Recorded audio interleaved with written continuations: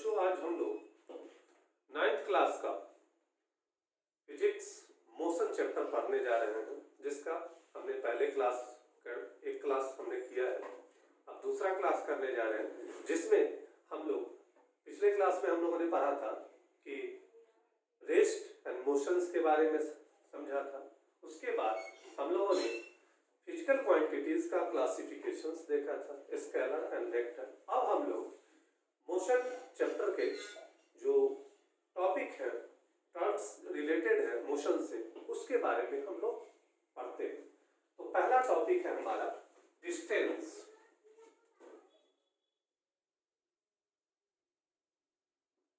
Distance distance हम कहते किसको है? सपोज करिए कि राम का घर पॉइंट ए पे है और उसका स्कूल ये पॉइंट बी है। उसका स्कूल से राम सपोज करो कि इस रास्ते से यहां पहुंचता है,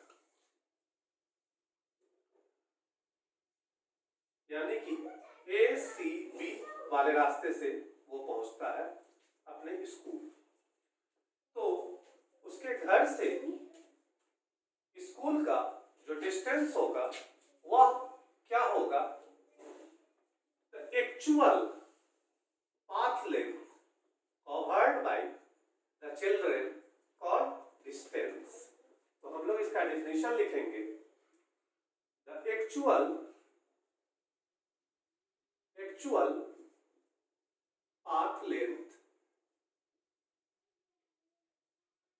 path length covered by the traveler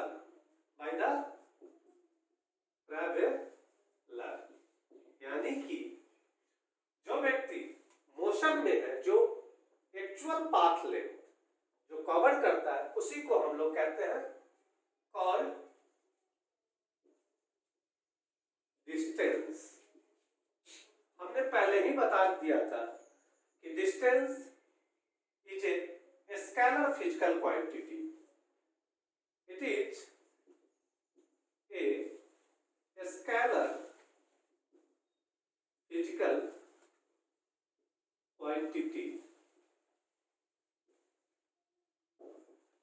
its SI units is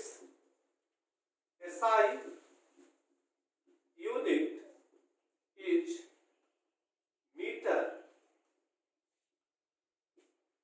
generally हम लोग मीटर्स में इसका मेजरमेंट करते हैं। अब हमारा है कि डिस्टेंस ये हो गया डिस्टेंस। नाउ अब हम लोग डिस्प्लेसमेंट के अबाउट समझते हैं कि डिस्प्लेसमेंट किसको कहते हैं।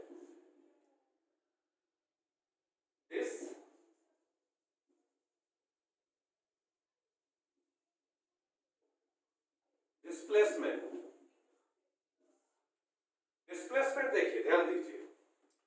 ए से बी कोई बच्चा अपने घर से स्कूल गया, तो उसने इस रास्ते को फॉलो किया, तो ये दैट इज द डिस्टेंस। लेकिन अगर बच्चा ऐसे भी तो जा सकता है, सीधे सीधे तो जा सकता है, तो this is the shortest distance. तो डिस्प्लेसमेंट का तो ये शॉर्टेस्ट डिस्टेंस जो हुआ वो क्या हुआ? डिस्प्लेसमेंट हुआ। The shortest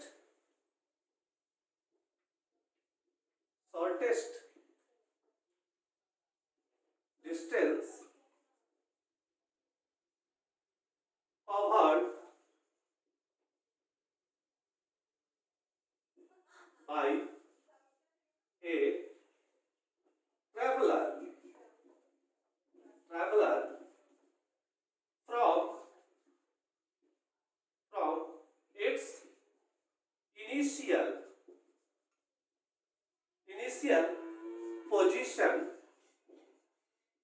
position to final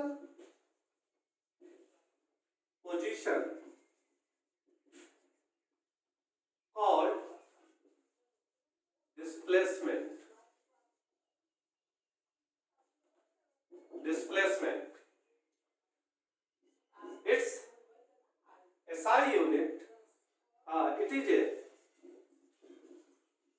a vector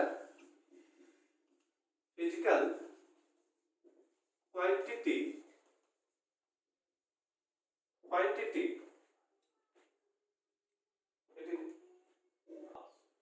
तो डिस्प्लेसमेंट का SI यूनिट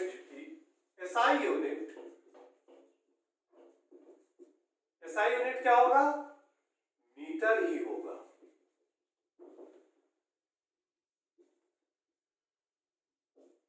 यह चूंकि वेक्टर क्वांटिटी है तो इसमें मैग्नीट्यूड एंड डायरेक्शंस दोनों होंगे, तो मीटर हो गया। because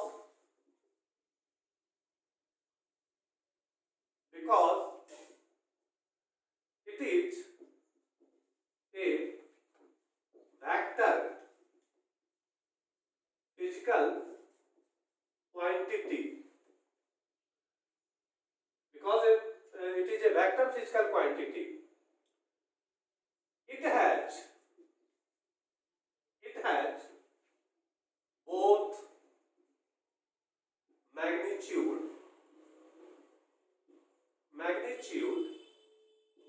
as well as direction. तो हम लोग डिस्टेंस को किस तरह से लिख सकते हैं?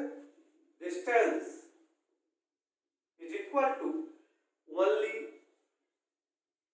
मैग्नीट्यूड,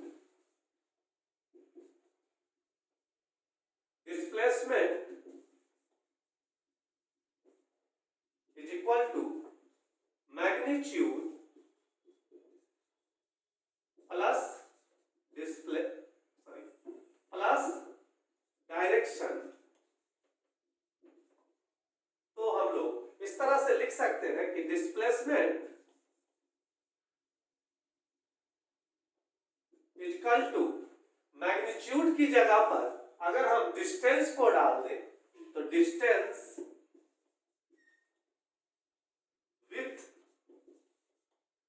डायरेक्शन भी कह सकते हैं डिस्प्लेसमेंट के अबाउट।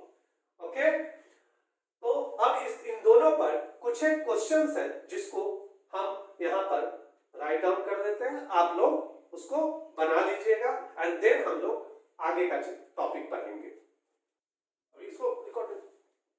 हाँ, तो देखिए डिस्टेंस और डिस्प्लेसमेंट पर हमने दो क्वेश्चंस दिए हैं।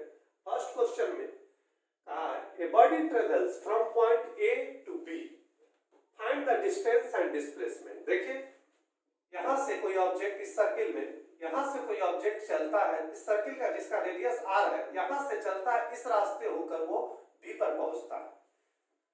तो हमको इसमें A से B जाने में डिस्टेंस कितना कवर किया एंड डिस्प्लेसमेंट कितना हुआ वो आपको फाइंड करके हमको कमेंट्स में आप जरूर बताइए। सेकंड, इसी का सेकंड पार्ट है कि ऑब्जेक्ट ए से चलता है और इस रास्ते से होते हुए, ये भी सर्किल है जिसका रेडियस r है, ए से चलते हुए इस रास्ते को फॉलो करते हुए वो बी पर पहुंचता है। तो इसमें भी आपको डिस्टेंस एंड डिस्प्लेसमेंट आपको निकालना है in terms of radius. And तीसरा जो है सी, इसमें देखिए कि ये एक स्क्वायर है जिसका लेंथ, साइड लेंथ है x मीटर। तो वो ए से, कोई ऑब्जेक्ट ए से बी तक इस रास्ते को फॉलो करते हुए पहुंचता है, तो इसमें भी हमको डिस्टेंस और डिस्प्लेसमेंट निकालना है इन टर्म्स ऑफ x। दूसरा क्वेश्चन है a body travels 4 kilometre towards north, then he turn to his right and travels another 4 kilometre before coming to rest, calculate distance and displacement. यानी कि इस problem को आप solve करके हमारे comments में जरूर बताइए। तो हम लोग पढ़ने जा रहे हैं uniform motions.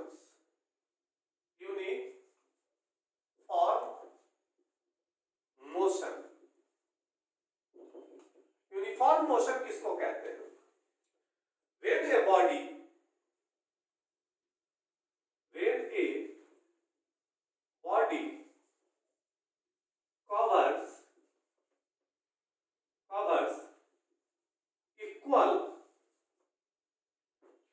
distances,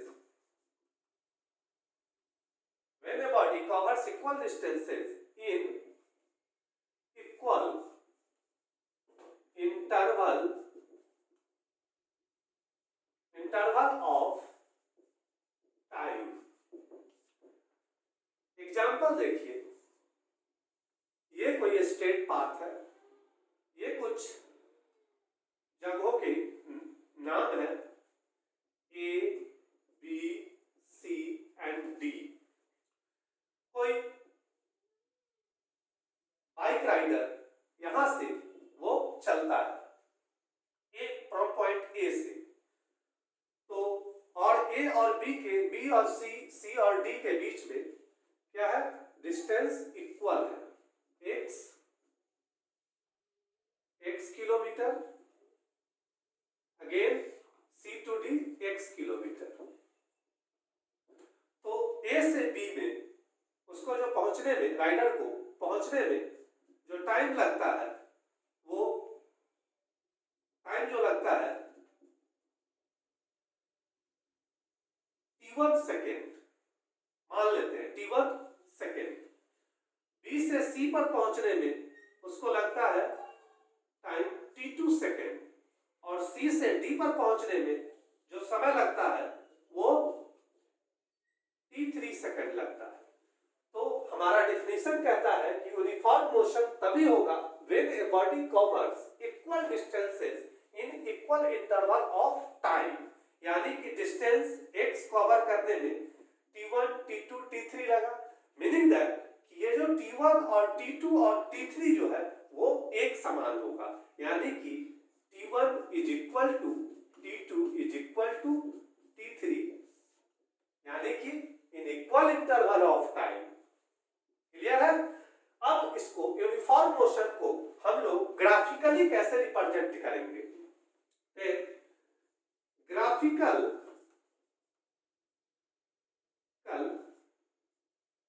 representation of uniform motion। तो हम लोग एक ग्राफ खींचते हैं बिटवीन टाइम वर्सेस डिस्टेंस। तो हम लोग एक्स एक्सिस पर टाइम को लेते हैं और वाई एक्सिस पर हम लोग डिस्टेंस को लेते हैं। तो हमारा जो यूनिफॉर्म मोशन का जो ग्राफ प्लॉट होगा वो स्ट्रेट लाइन होगा, यानी कि इस तरह का अगर ग्राफ आ रहा है तो मतलब समझ जाइए कि किस तरह का मोशन है, यूनिफॉर्म मोशन है। तो this is the graphical representation of uniform motion. अब हम लोग नॉन यूनिफॉर्म मोशंस के बारे में पढ़ेंगे। अब हम लोग नॉन यूनिफॉर्म मोशन, तो ध्यान दीजिए, नॉन यूनिफॉर्म मोशन किसको कहेंगे? When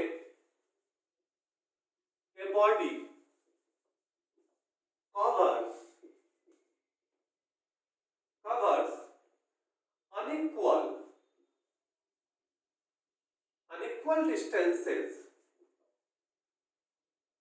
distances in equal interval of time। Interval of time. Again हम लोग एग्जांपल देखते हैं। अगेन हम लोग 4 पॉइंट्स लेते हैं, 4 जगहों के नाम लेते हैं, A, B, ये जगह C, ये जगह D एंड E। सपोज करो A से B का डिस्टेंस x1 है, B से C का डिस्टेंस x2 है, एंड C से D का डिस्टेंस x3 है, एंड D से E का डिस्टेंस x4 है। तो डेफिनेशन कहता है कि A से B जाने में भी समय t ही लगे, B से C जाने में जो समय लगे वो t ही लगे, और C से D जाने में t ही एंड अगेन उतना ही समय लगे। जो तो कहता है कि लेकिन डिस्टेंस जो है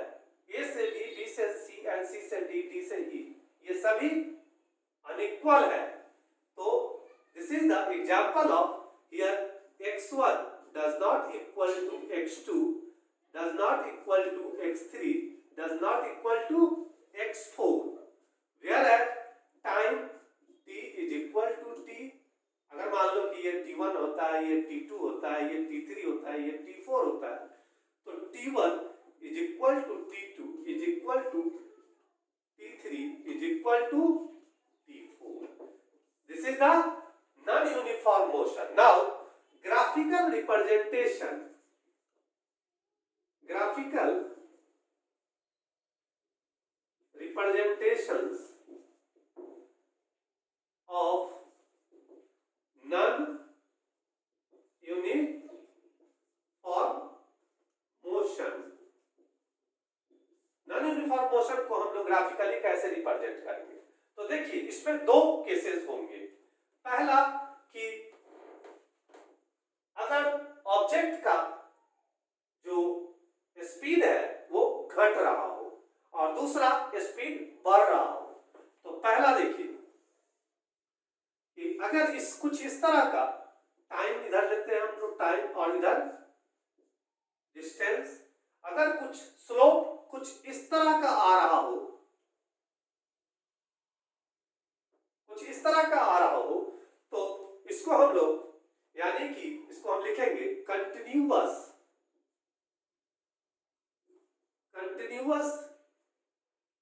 increase in slope indicates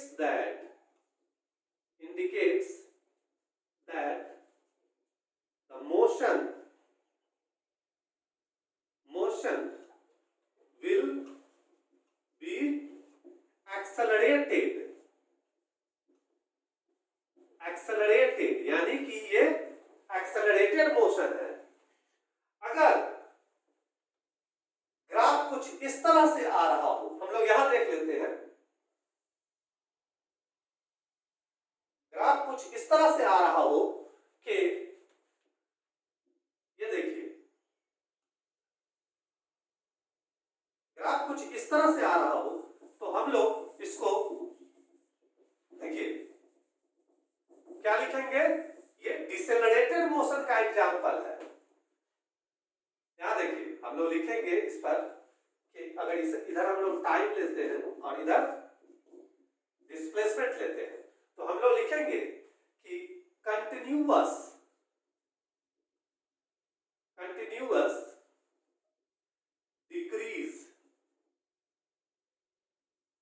decrease in slopes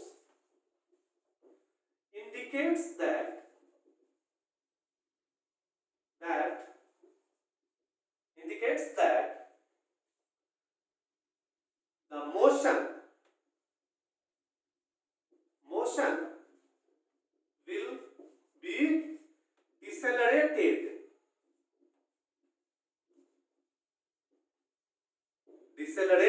यानी कि स्पीड घट रहा है और इसमें स्पीड बढ़ रहा है। तो यानी कि दोनों ही केस जो है वो नॉन यूनिफॉर्म मोशन का केस है।